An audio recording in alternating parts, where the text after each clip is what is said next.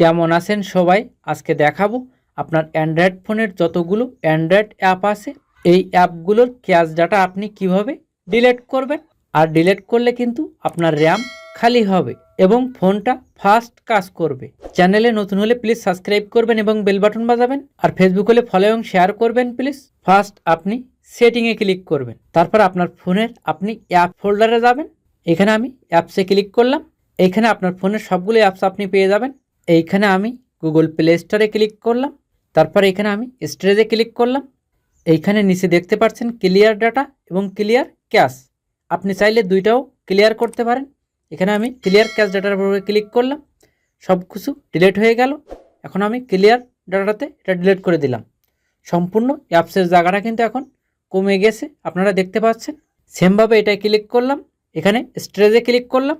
সেমভাবে এখানে cash data clear cash এবং ক্লিয়ার ডাটাতে ক্লিক করে এটা ডিলিট করে দিলাম। এটা ডিলিট করলে আপনার র্যাম খালি হবে এবং ফোনটা ফাস্ট কাজ করবে।